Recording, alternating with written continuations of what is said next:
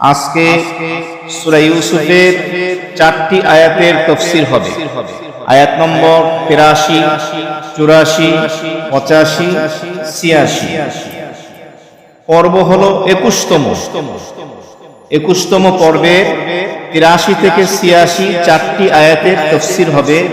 মহান আল্লাহ রাব্বুল আলামিন শুরু থেকে শেষ পর্যন্ত সবগুলো কথা ইখলাস ও বিনয়ের সাথে আমলের নিয়তে বলার এবং শোনার তৌফিক দান করেন, আমিন।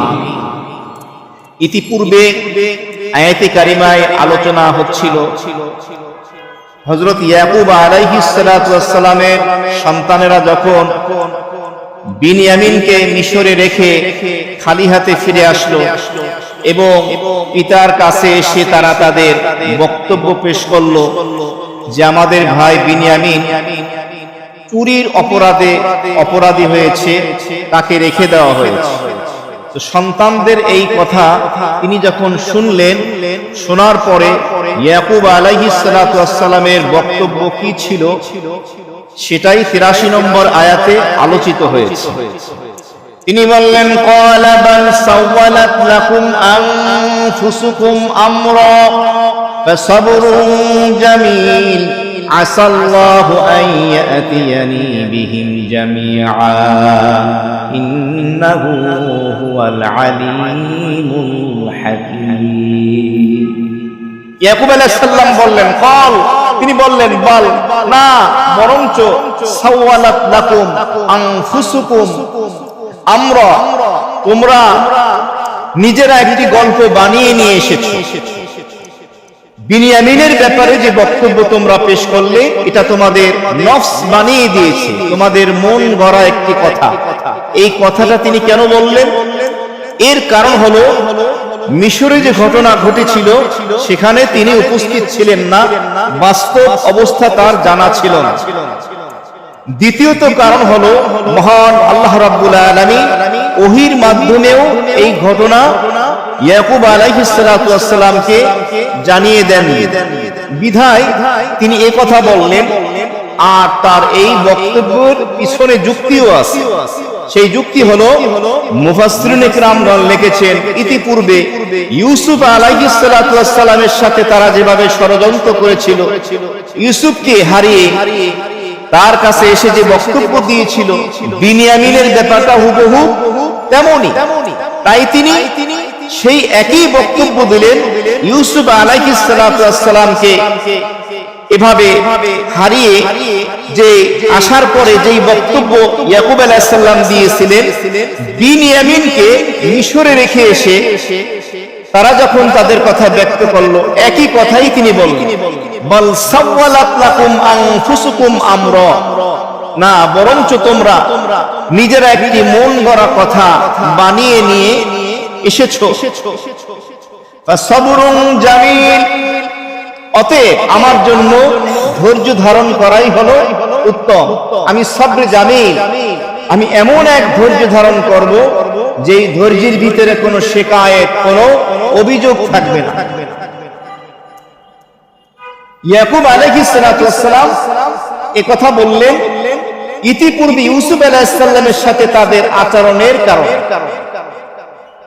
এর কারণ হলো ইতিপূর্বে ইউসুফের সাথে যেই ব্যবহার তারা করেছিল, ইউসুফকে বাঘে খেয়ে ফেলেছে, ইউসুফ হারিয়ে গিয়েছে, এই সমস্ত বক্তব্য তারা দিয়েছিল। যাই হোক, ইয়াকুব আলাইহিস সালাতু ওয়াস সালাম তার এই সন্তানদেরকে বললেন, আচ্ছা, তোমরা বলতেছো বিনয়ামিনের খাদ্যশস্যের মধ্যে থেকে, মালপত্র থেকে বাদশার পানপত্র পাওয়া গিয়েছে, সে চোর সাব্যস্ত হয়েছে। তোমরা কেন প্রতিবাদ করলে না? তখন কেন বললে না যে আমরা পয়গম্বরের সন্তান, আমরা চুরি করতে পারি না? বিনয়ামিন আমাদের ভাই চুরি করেনি, হতে পারে আমাদের অলক্ষ্যে অগোচরে বিনয়ামিনের মালপত্রের মধ্যে অন্য কেউ বাদশার পানপত্র রেখে দিয়েছে। কারণ কারো মালপত্রের ভিতরে বাদশার পানপত্র পাওয়া গেলেই সে চোর সাব্যস্ত হয় না। এই জোরালো প্রতিবাদ তোমরা কেন করলে না? যদি করতে আজকে তাহলে বিনিয়ামিন তোমাদের বক্তব্য অনুযায়ী চোর সাব্যস্ত হয়ে মিশরে সে আবদ্ধ থাকত। একটা কারণ। দ্বিতীয় নম্বরে হলো তোমরা কেন ইব্রাহিম আলাইহিস সালাতু ওয়াস সালামের শরীয়তের বিধান তাদেরকে জানিয়ে দিলে?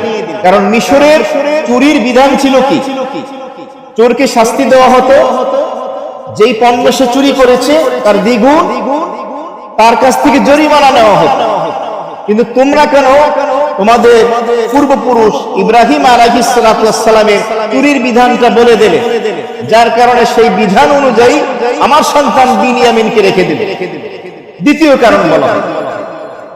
তৃতীয় নম্বরের কারণ হলো তোমরা সাথে সাথে কথাও বললে যে হ্যাঁ, বিনিয়ামিনের এক বড় ভাই ছিল ইউসুফ, সে ওইভাবে চুরি করেছে।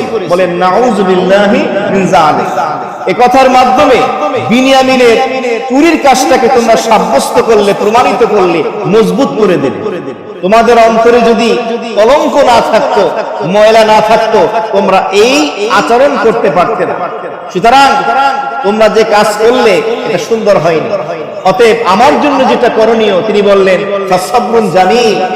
অতএব ধৈর্য ধারণ করাই হলো এখন আমার শেষ উপায়, এছাড়া আর কোনো বিকল্প ব্যবস্থা নেই। এখানে এই কথা তিনি কেন বললেন যে তোমরাই এই কাজটি করেছো? এই কথার পিছনে যুক্তি আছে। কারণ নবী কখনো মিথ্যা কথা বলেন না। আর তিনি বলেছেন যে তোমরা এই কাজটি করেছো, তাহলে ইয়াকুব আলাইহিস সালামের সন্তানদের ভিতরে ইউসুফ আলাইহিস সালামও তো আছেন। ইউসুফ আলাইহিস সালাম তো মিশরে চুরির একটা অবস্থা তৈরি করে বাদশার পানপত্র, তার পানপত্র বিনিয়ামিনের মালপত্রের ভিতরে রেখে কৃত্রিম একটা চুরির অবস্থা তৈরি করে তিনি বিনিয়ামিনকে রেখে দিয়েছে। সেই দৃষ্টিকোণ থেকে তারা এই কাজটা করেছে। কারণ ইউসুফও তো ইয়াকুব আলাইহিস সালামেরই সন্তান। এই বিষয়টা একটু বোঝা। হয়তো তারাই করেছে অথবা তারা করেনি, তাদের ভাই ইউসুফের মাধ্যমেও তো হয়েছে। এটার একটা ব্যাখ্যা কোন কোন মুফাসসিরিনে কেরামগণ দিয়েছেন। এরপরে তিনি বললেন ফাসসাবরুন জামিল। অতএব আমার জন্য ধৈর্য ধারণ করাই হলো শ্রেয়, উত্তম। এর মাধ্যমে বিশ্ব মুসলিম উম্মাহকে একটা মেসেজ দেওয়া হচ্ছে যে মানুষ যখন পার্থিব জগতে হায়াতের এই জিন্দেগিতে বিপদগ্রস্ত হবে, মানসিক ভাবে, শারীরিক ভাবে, পারিবারিক, পারিপার্শ্বিক যে কোনো দৃষ্টিকোণ থেকে, তখন তারা ধৈর্য ধারণ করবে। আর ধৈর্য ধারণ করলে এর উত্তম বিনিময় দান করবেন কে? আল্লাহ। আমাদেরকে ধৈর্য ধারণ করতে হবে। এই যে ধৈর্যের শিক্ষা পয়গম্বরগণ দিয়েছে। তিনি বললেন আসাল্লাহু আইয়াতিয়ানি বিহিম জামিআ। ইয়াকুব আলাইহিস সালাম এই কথাও বললেন, আমি আল্লাহ রাব্বুল আলামিনের কাছে আশাবাদী, আইয়াতিয়ানি বিহিম জামিআ। আমার তিন সন্তান, একজন হলো ইউসুফ যাকে আমি আগেই হারিয়েছি, আর একজন হলো আমার সন্তান বিনিয়ামিন যাকে মিশরে রেখে দেওয়া হয়েছে তোমাদের বক্তব্য অনুযায়ী সে চোর। আর একজন হলো আমার বড় সন্তান যে বলেছিল যতক্ষণ পর্যন্ত আমার পিতা ইয়াকুব আলাইহিস সালাম আমাকে নির্দেশ না দেবেন আমি দেশে কেনানে আমার বাবার কাছে ফিরে যাব না, অথবা আল্লাহ তাআলা আমার জন্য যতক্ষণ পর্যন্ত কোনো ফয়সালা না করেন, অথবা আমার ভাই বিনিয়ামিনকে কোনোভাবে আমি যতক্ষণ পর্যন্ত ফিরিয়ে নিয়ে যেতে না পারবো আমার বাবার কাছে আমি ফিরে যাব না। হয়তো তার সাথে বাদশার সাথে আমাকে যুদ্ধ করার নির্দেশ দেওয়া হতে পারে, বা কোনো একটা কৌশলের মাধ্যমে লুকিয়ে পালিয়ে হলেও আমি বিনিয়ামিনকে আমার বাবার কাছে নিয়ে যাব, তা না হলে আমি দেশে ফিরে যাব না। ইয়াকুব আলাইহিস সালাম যে বললেন আসাল্লাহু, আশা রাখি যে আল্লাহ তাআলা আইয়াতিয়ানি আমার কাছে ফিরে আনবেন, বিহিম জামিআ তাদের সকলকে। মুফাসসিরিনে কেরামগণ বলেছেন এর দ্বারা উদ্দেশ্য ইউসুফ আলাইহিস সালাম, বিনিয়ামিন এবং ওই যে ভাইদের বড় ভাই কোথায় আছে? মিশরে রয়ে গেছে, আমি যাব না, তোমরা যাও। তাকে এই তিনজনকে আমার কাছে আল্লাহ তাআলা ফিরিয়ে আনবেন, আমি আল্লাহর কাছে আশাবাদী। তো পয়গম্বর কখনো নৈরাশ হয় না, আশা রাখে। এই কথা তিনি বললেন। এই কথার মাধ্যমে চমৎকার একটি মেসেজ পাওয়া যায়। বিনিয়ামিনকে যদিও সেখানে কোন একটি কৌশলের মাধ্যমে, কৃত্রিম চুরির ঘটনার অবতারণার মাধ্যমে রেখে দেওয়া হয়েছে, কিন্তু বিনিয়ামিনকে রেখে দেওয়ার মাধ্যমে হারিয়ে যাওয়া ইউসুফ সহ বিনিয়ামিন এবং বড় ভাইকে তিনজনকেই বাবার কোলের ভিতরে আল্লাহ তাআলা ফিরিয়ে এনেছেন। সুবহানাল্লাহ। এবং ইয়াকুব আলাইহিস সালাম বললেন, ইন্নাহু হুয়াল আলিমুল হাকীম, নিশ্চয়ই তিনি আমার আল্লাহ, তিনি হলেন জ্ঞানী এবং তিনি হলেন প্রজ্ঞাময়।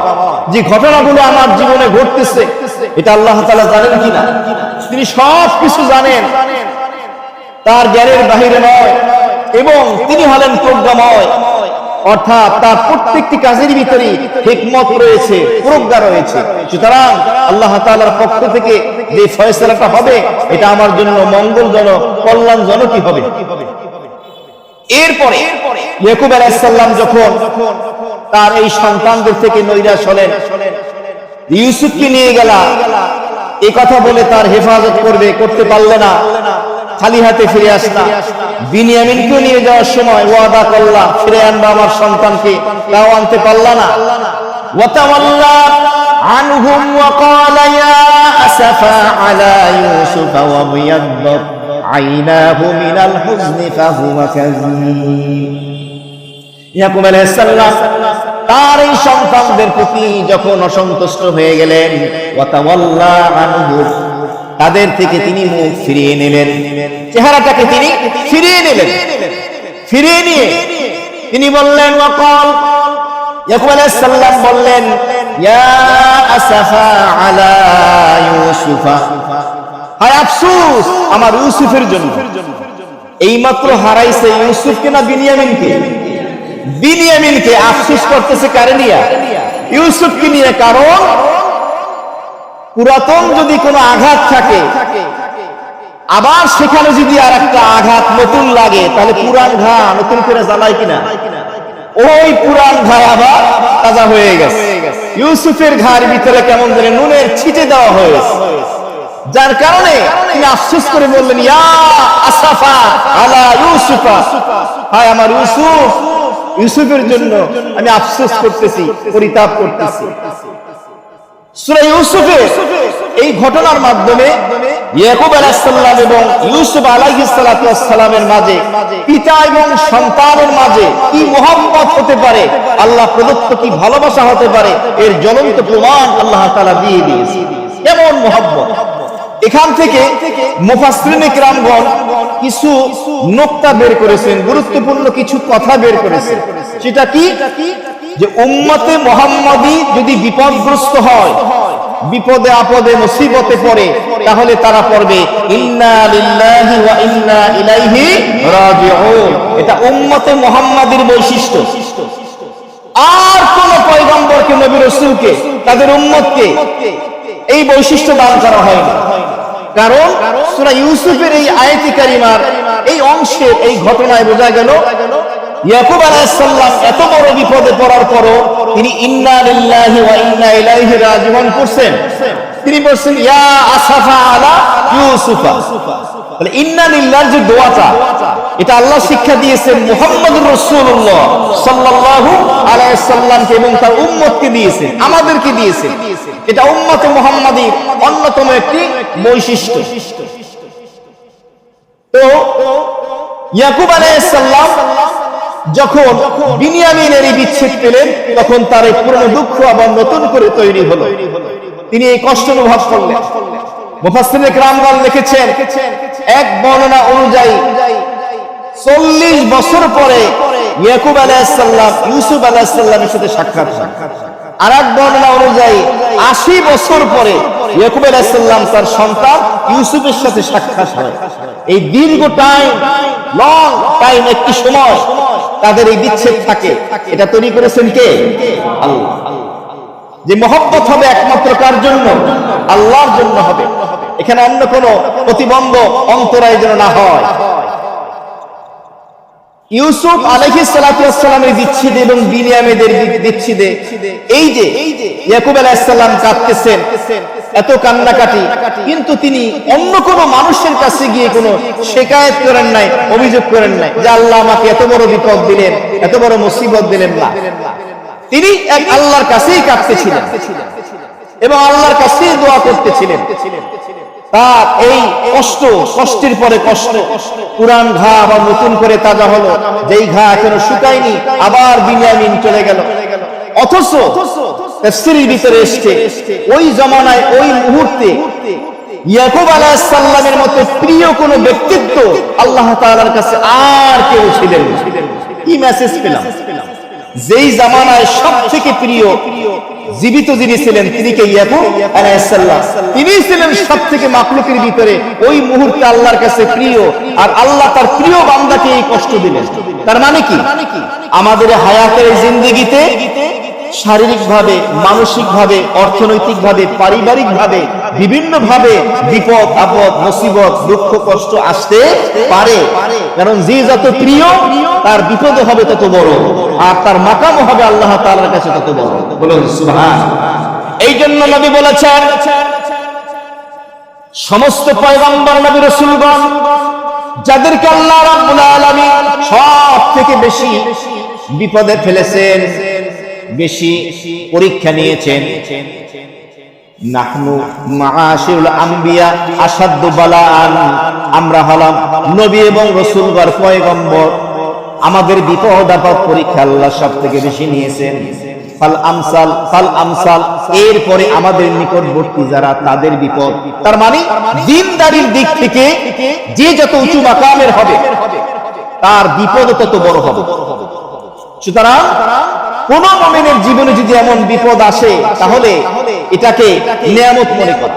প্রশ্ন হলো, অনেকের জীবনে তো বিপদ আসে, এখন সে কিভাবে বুঝবে এটা কি তার জন্য নিয়ামত নাকি এটা তার জন্য অভিশাপ? কুরআন ও হাদিসের আলোকে উলামায়ে কেরাম বলেছেন কোন মুমিন, নারী হোক পুরুষ হোক, তার জীবনে যদি বিপদ আপদ মুসিবত আসে, রোগ ব্যাধি, অর্থনৈতিক সংকট, বেকারত্ব, মানসিক টেনশন, পারিবারিক সমস্যা থাকতে পারে না?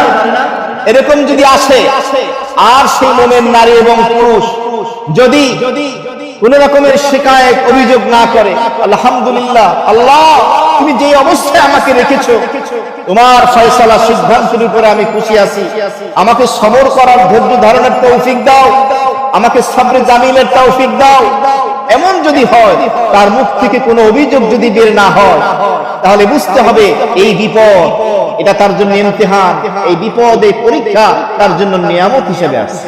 সুবহানাল্লাহ। তার গুনাহগুলি মাফ হচ্ছে, আল্লাহ পাক তাকে গুনাহ মুক্ত বানাচ্ছেন, জান্নাতি জিন্দেগি গঠন করায়া নিয়ামতে পরিপূর্ণ জান্নাতের মালিক বানানোর জন্য আল্লাহ তাকে এই বিপদগুলো দিচ্ছেন এবং জান্নাতের ভিতরে আল্লাহ তার মর্যাদা বাড়িয়ে দিচ্ছেন। সুবহানাল্লাহ। আর যদি বিপরীত হয়, বিপদ আপদে পড়লে হয় আমি তো নামাজ পড়ি, আমি তো দিনের উপরে চলার চেষ্টা করি, আমার উপরই খালি বিপদ, আমারই রোগ শোক, আমারই এই পেরেশানি, শিকায়েত অভিযোগ যদি মুখ থেকে বের হয়, তাহলে বুঝতে হবে এই বিপদ আপদ, এই পরীক্ষা আপনার জন্য নিয়ামত না, আপনার জন্য গজব। আর অমুসলিমদের কথা তো ভিন্ন। তাহলে বিপদ আপদ যদি আমাদের জীবনে আসে আমরা কি করব? করব তো? বলেন ইনশাআল্লাহ। এই শিক্ষাটাই দিয়েছেন আল্লাহ তাআলা। তো নবীগণ তারা নৈরাশ হন না, তারা আশাবাদী হন। আর সমস্ত পয়গম্বরের ভিতরে সর্বশ্রেষ্ঠ পয়গম্বর মুহাম্মদুর রাসূলুল্লাহ সাল্লাল্লাহু আলাইহি ওয়াসাল্লাম সর্বশ্রেষ্ঠ নবী, আমরা সর্বশ্রেষ্ঠ উম্মত। আমরাও কখনো নৈরাশ হব না, কারণ ডিপ্রেশনে এভাবে দুশ্চিন্তা টেনশনের ভিতরে ভোগা এটা মুমিনের খাসলাত বৈশিষ্ট্য নয়, বরং মুমিন হয় আশাবাদী, মুমিন নৈরাশ হয় না। নৈরাশ হওয়া এটা শয়তানের চরিত্র। আল্লাহ তাআলা বলেছেন লা তাকনাতু মির রাহমাতিল্লাহ, আল্লাহ তাআলার রহমত থেকে তুমি নৈরাশ হয়ো না। জীবন ভর যত গুনাহ খাতা হয়ে গেছে, নাফরমানিও যদি হয়ে যায়, আল্লাহ রাব্বুল আলামিনের রহমতের দুনিয়ার কাছে, মাগফিরাতের কাছে তোমার গুনাহ কিছুই না। সুতরাং আল্লাহ তাআলার রহমত থেকে তুমি নৈরাশ হয়ো না, সবর করো। ধৈর্য ধারণ করো, মেঘের ওপাশে লুকিয়ে আছে সূর্য, আজ না হয় কাল, টুডে অ্যান্ড টুমরো, দেখা দিবেই তোমার সৌভাগ্যের সূর্য, একটু অপেক্ষা করো। অর্থনৈতিক সংকট, অসুস্থতা, ধৈর্য ধরো, আল্লাহ তাআলা তোমাকে সুখের মুখ দেখাবে, তা না হলে এর মাধ্যমে তোমার আখিরাতকে আল্লাহ তাআলা উজালা করে দেবেন। আল্লাহ তাআলা আমাদের বুঝার তৌফিক দান করেন। এখন প্রশ্ন আসে, ইয়াকুব আলাইহিস সালাতু ওয়াস সালাম তিনি তো একজন পয়গম্বর, একজন নবী, তিনি কিভাবে তার সন্তান ইউসুফের মহব্বতে, ভালোবাসায় এই কাজটা করতে পারলেন?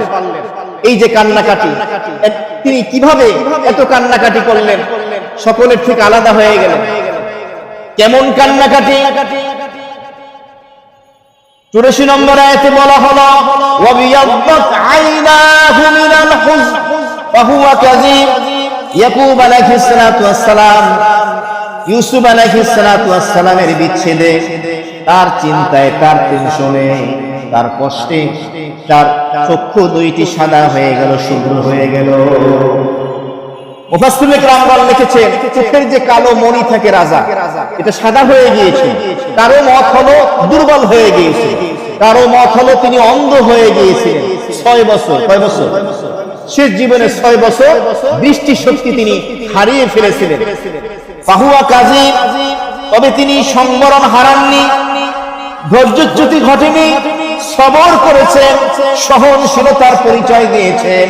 এখানে প্রশ্ন হলো, একজন পয়গম্বর হয়ে, একজন নবী হয়ে কিভাবে তার সন্তানের জন্য এভাবে কান্নাকাটি করে চক্ষু দুইটাকে অন্ধ করে ফেললেন? এটা কি আল্লাহর মহব্বতের অন্তরায় নয়? প্রশ্ন আসে।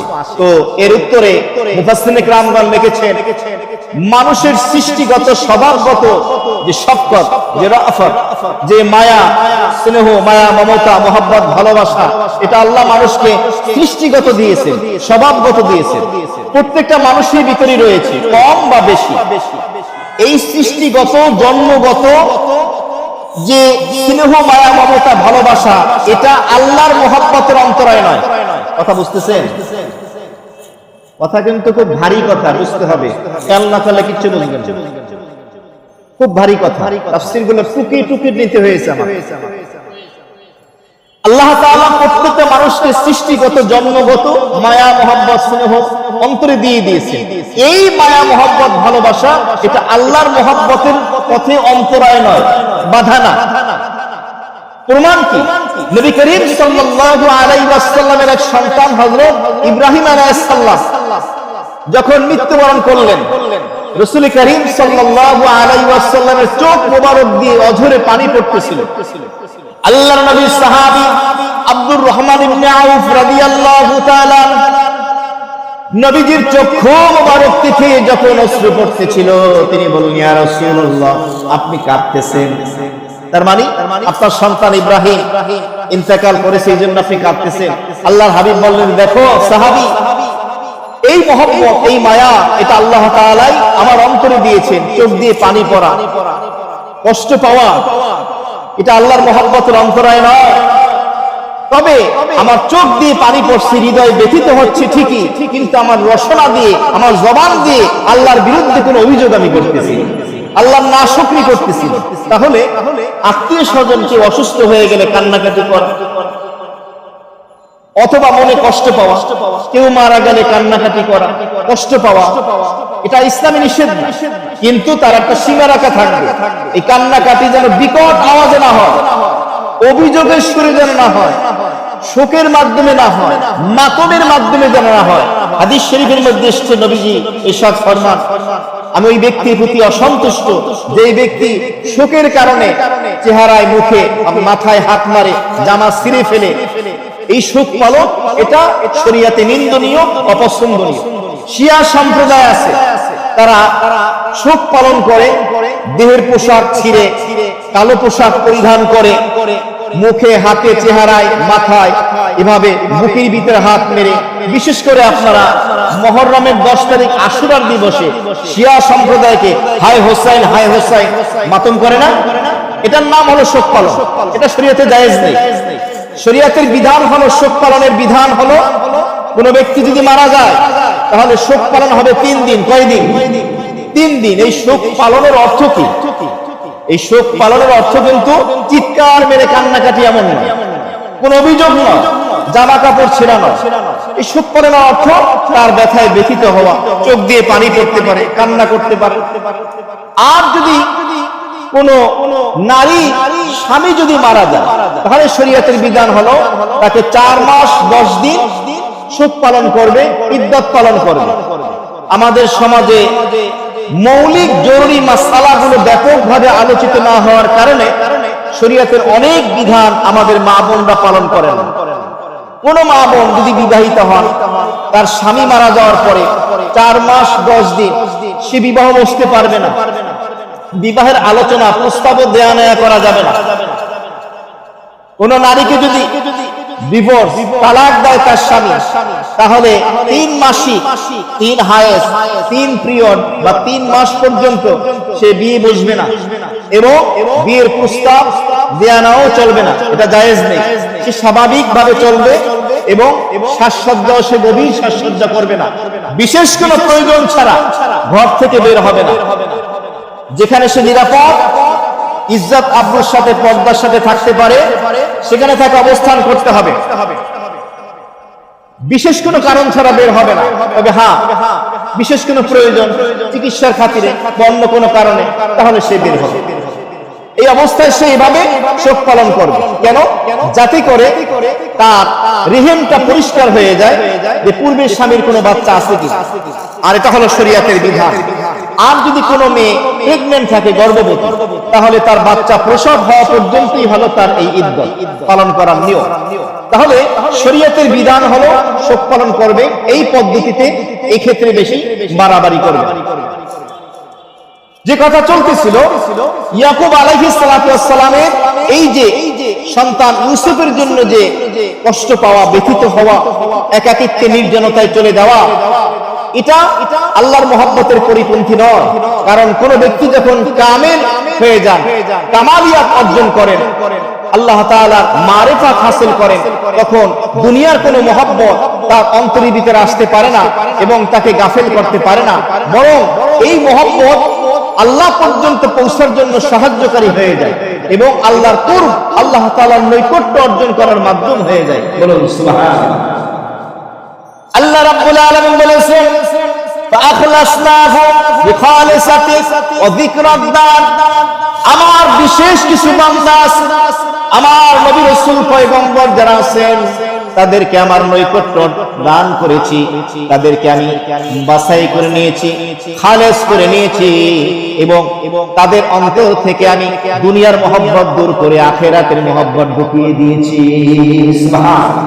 তাদের অন্তর দুনিয়ার মহব্বত থেকে শূন্য, আখিরাতের মহব্বত দ্বারা পরিপূর্ণ হয়ে যায়। সুতরাং এই মহব্বত তাদের জন্য বাধা প্রদান করতে পারে না, এ কথা বলা হয়েছে।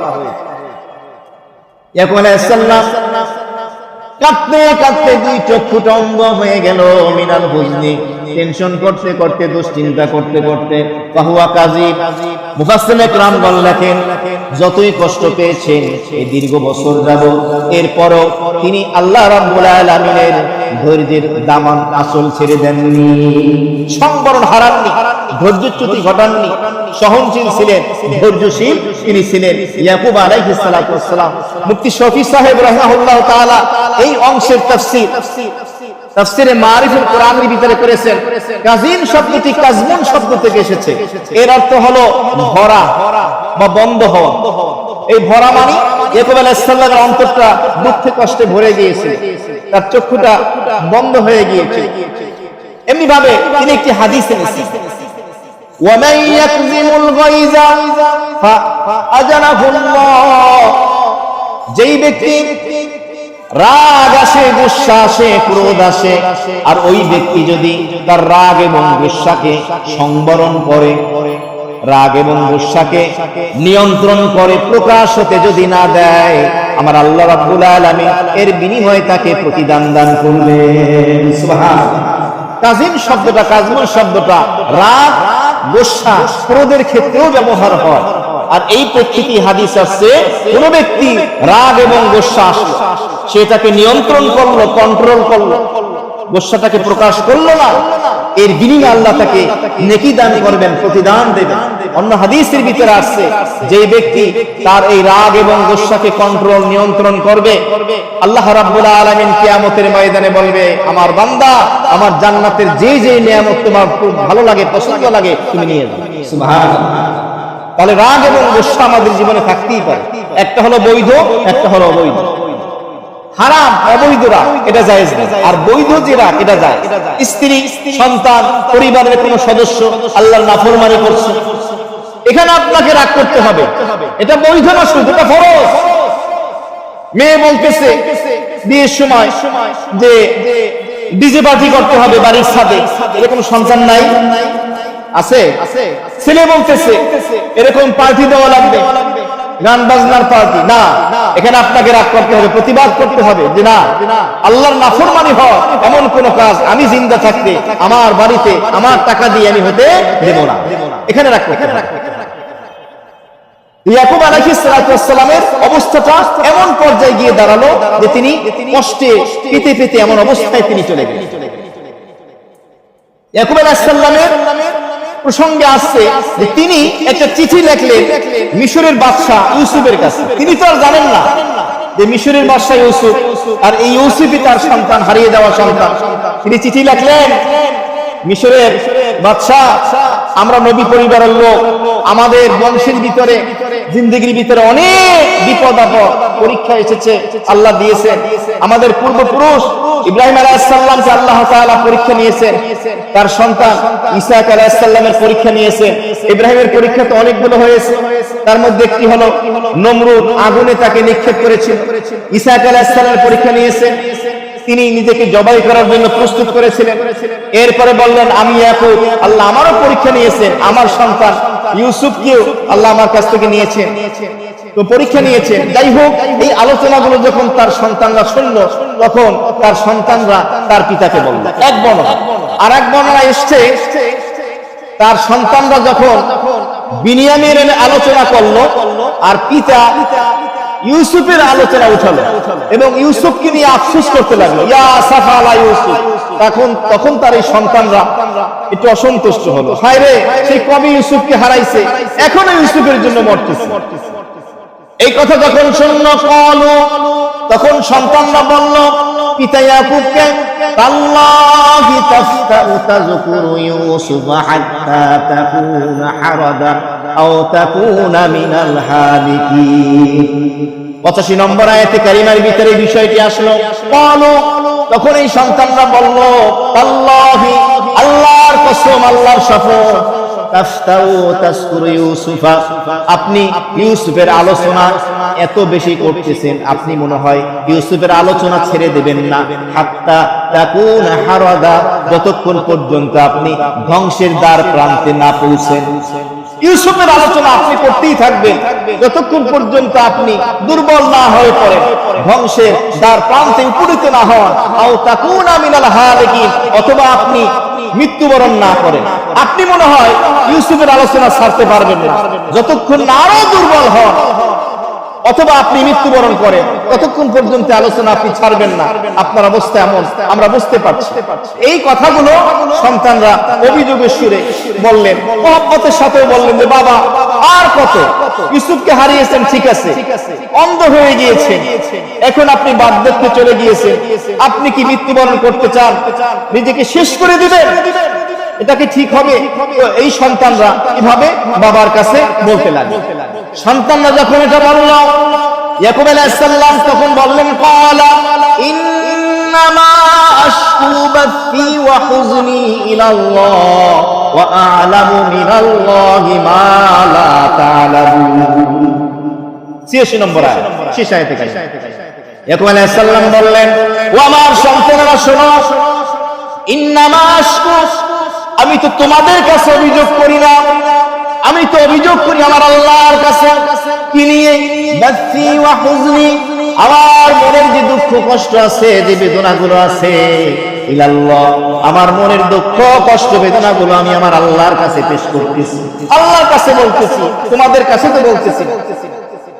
মুফাসসিরিনে কেরাম লিখেছেন যে ইয়াকুব আলাইহিস সালামের এক প্রতিবেশী ছিল, তার এক বন্ধু ছিল। সে একদিন ইয়াকুব আলাইহিস সালামের কাছে এসে বলল যে আপনি দেখতে পাচ্ছি অন্ধ হয়ে গিয়েছেন, কুজো হয়ে গিয়েছেন, এভাবে এর কারণ কি?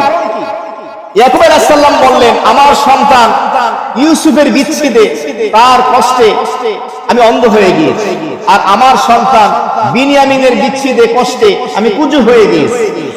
এই কথা যখন ইয়াকুব আলাইহিস সালাম বললেন, আর এই তাফসীর করেছেন আল্লামা ইবনে কাসির রাহমাতুল্লাহ আলাইহি তাফসীর ইবনে কাসিরের ভিতরে, তখন জিবরাইল আমিন আল্লাহ তাআলার পক্ষ থেকে ওহী নিয়ে আসলেন, এসে বললেন যে আল্লাহ তাআলা বলতেছেন, হে ইয়াকুব, তুমি কিভাবে অভিযোগ করতে পারো, শিকায়ত করতে পারো এভাবে আল্লাহ তাআলার বিরুদ্ধে?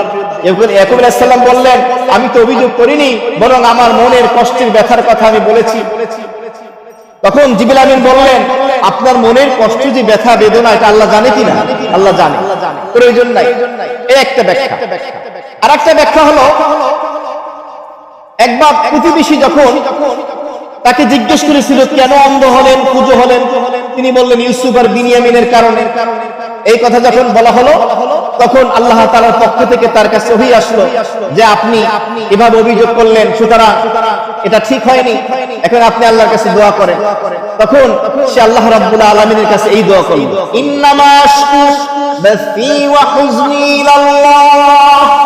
তিনি তখন এই দোয়াটা করলেন আল্লাহর কাছে যে আল্লাহ, আমার মনে দুঃখ বেদনা কষ্ট আমি দুনিয়ার মানুষকে জানাই না, আমি তো একমাত্র আপনার কাছেই জানাইতেছি। কারণ এর আগে তিনি সাবরুন জামিল বলেছিলেন যে আমি সবরে জামিল এখতিয়ার করব।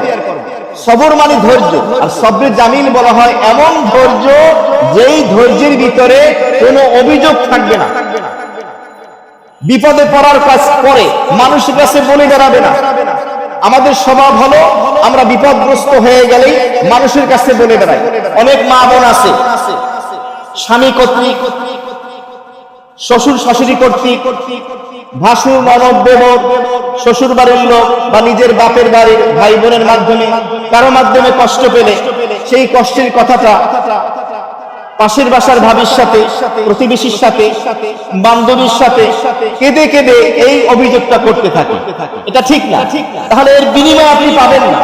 আর এই অভিযোগ করার কারণে আপনি কেঁদে কেঁদে বা এমনি এই ইতিবৃত্তান্ত আলোচনা করার কারণে আপনার কষ্ট তো আর কমবে না। যেটা হয়েছে তো হয়েই গেছে, আপনি মনে যে কষ্টটা পেয়েছেন তো পেয়েছেন, এটা তো দূর হবে না।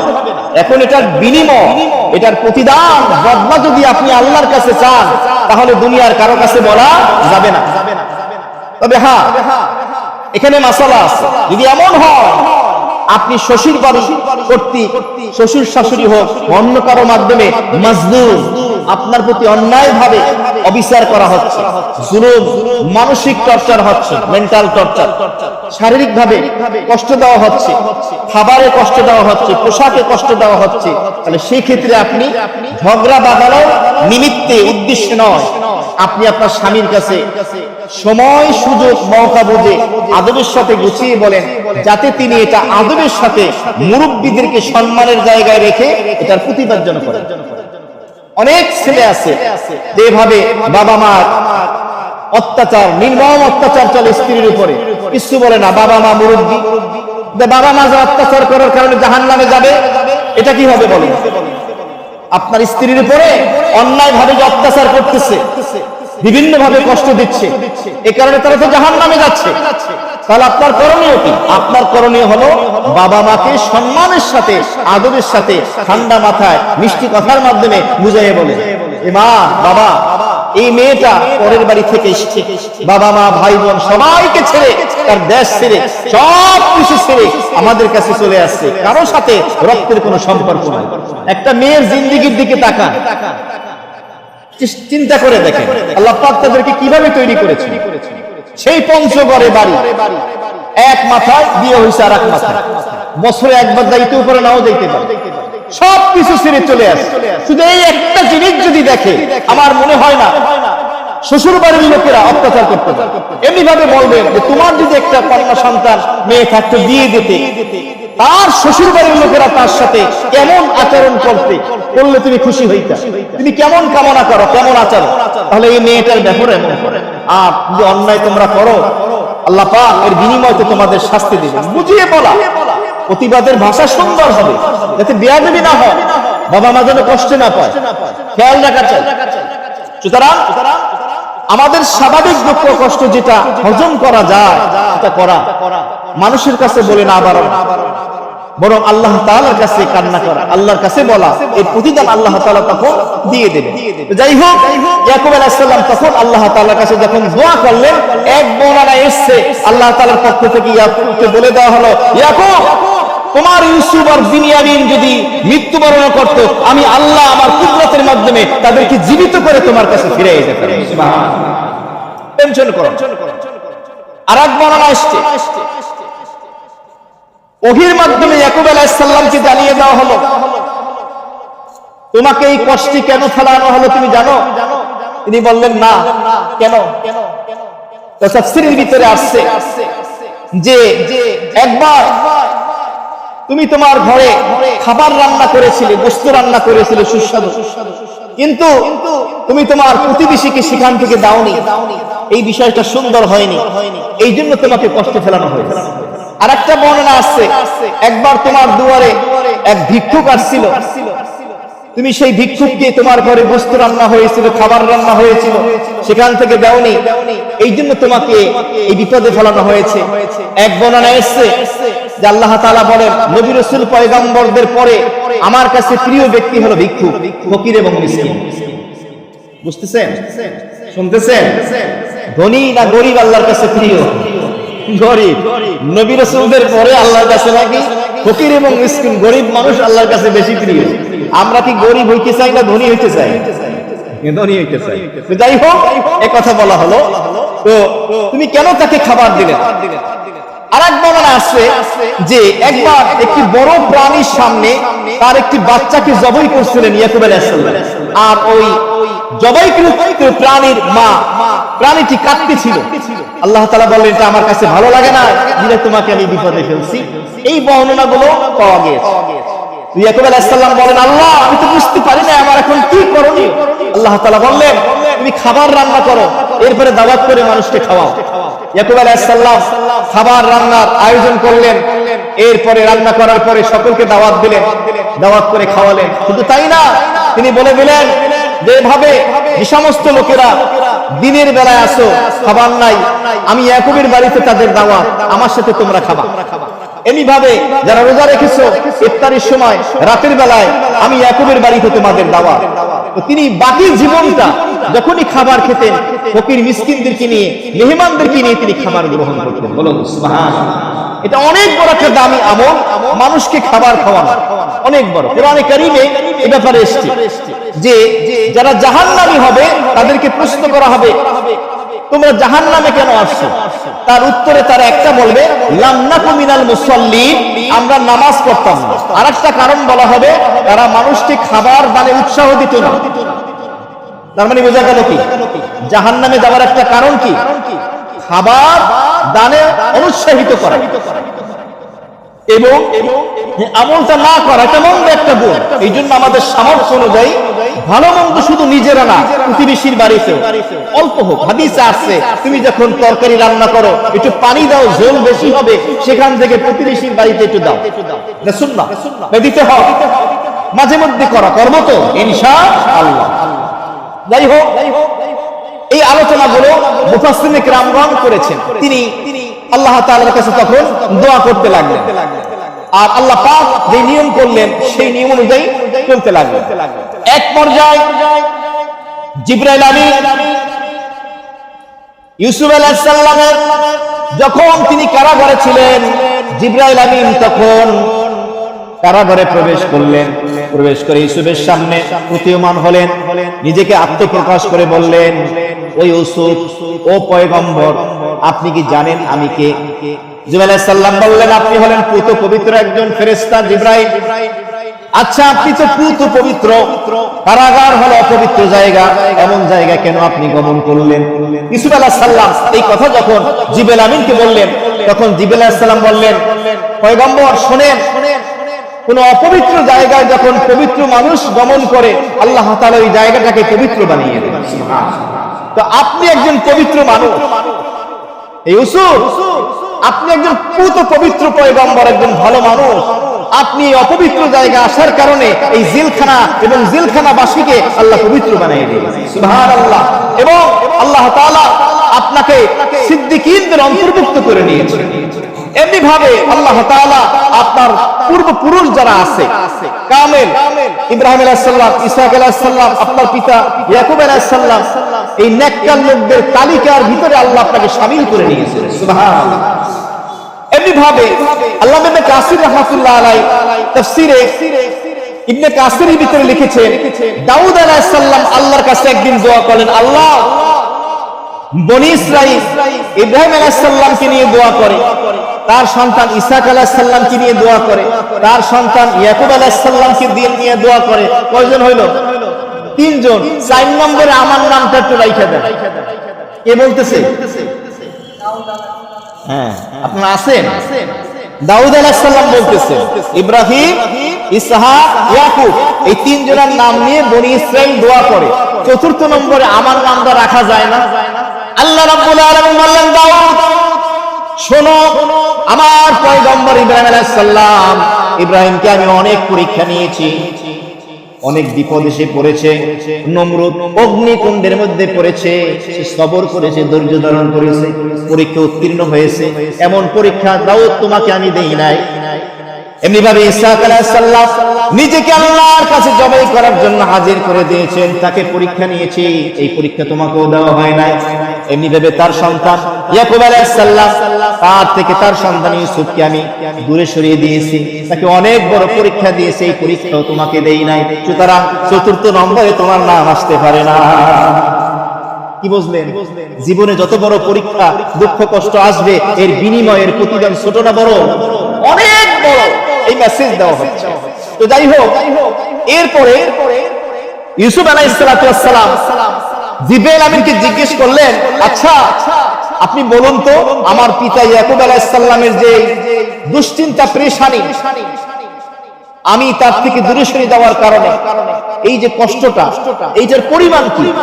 তখন জিবরাইল আমিন বললেন, এটার পরিমাণ হলো 70 জন মা যদি তাদের সন্তানকে হারায়, এই সন্তান হারা 70 জন মায়ের যে কষ্ট, তার থেকেও বেশি পেরেশানি। বুঝতেছেন কেমন পেরেশানি? আচ্ছা, এই যে পেরেশানিতে তিনি পড়েছেন, এর বিনিময়ে আল্লাহ তাআলা তাকে কি দান করবেন? জিবরাইল আমিন বললেন, আল্লাহ তাআলা আপনার পিতা ইয়াকুব আলাইহিস সালামকে এই ধৈর্যের কারণে 100 শহীদের মর্যাদা দান করবেন। সুবহানাল্লাহ। সুতরাং অনেক মর্যাদা। যাই হোক, ইয়াকুব আলাইহিস সালাতু ওয়াস সালাম এরপরে বললেন, ওয়া আলামু মিনাল্লাহি মা লা তা'লামুন। তিনি সন্তানদেরকে এটাও বলে দিলেন, ও আমার সন্তানেরা শোনো, আমি আল্লাহ রাব্বুল আলামিনের পক্ষ থেকে যা জানি তোমরা তা জানো না। আলামু, আমি জানি, মিনাল্লাহ, আল্লাহ তাআলার পক্ষ থেকে, মা এমন জিনিস, লা তা'লামুন, যা তোমরা জানো না। এর একটা ব্যাখ্যায় মুফাসসিরুল কিরামগণ লিখেছেন, সেটা হলো যে আমার ছেলে ইউসুফ ছোট্টবেলায় স্বপ্ন দেখছে না, 11টা নক্ষত্র, চন্দ্র, সূর্য সিজদা করতেছে, বাবার কাছে বলছে না? তাহলে এই স্বপ্ন বাস্তবায়ন হবে কিনা? কারণ নবী রাসূলের স্বপ্ন তো ওহীর মর্যাদা রাখে। সুতরাং আমার বিশ্বাস, আমার সন্তান ইউসুফ যেহেতু স্বপ্নে দেখছে, তাহলে নিশ্চয়ই আমার সন্তানের সাথে আল্লাহ আমার কি করাবেন? সাক্ষাৎ ঘটাবেন। তা না হলে স্বপ্ন বাস্তবায়ন কেমনে হবে? এমনি ভাবে আল্লাহ আমাকে জানিয়ে দিয়েছেন ওহীর মাধ্যমে, বা এমন একটা কথার মাধ্যমে, যে আমার ইউসুফ নিশ্চয়ই জীবিত আছে, অচিরেই কোনো একদিন আমার সাথে আমার সন্তানকে আল্লাহ সাক্ষাৎ ঘটাবেন। এটা আমি জানি, তোমরা জানো। এই জ্ঞান দিয়েছেন আল্লাহ আমাকে। সুতরাং তোমরা এই বিষয়টা জানো না। ইয়াকুব আলাইহিস সালাতু ওয়াস সালাম এই বিষয়টি তাদের কাছে তুলে ধরলেন। সম্মানিত উপস্থিতি, আজকের এই সূরা ইউসুফের 83 থেকে 86 4টি আয়াতের 21তম পর্বে যে আলোচনাগুলো ফুটে উঠলো, তার মধ্যে একটি বিষয় আমরা পেলাম, সেটা হলো বিপদ, আপদ, মুসিবত, রোগ ব্যাধি, মানসিক, শারীরিক, অর্থনৈতিক সংকট বিভিন্ন ভাবে আমাদের জীবনে আসতে পারে। আসাটা স্বাভাবিক, না আসা অস্বাভাবিক। পেরেশানি, দুশ্চিন্তা, টেনশন, এটা আসতেই পারে।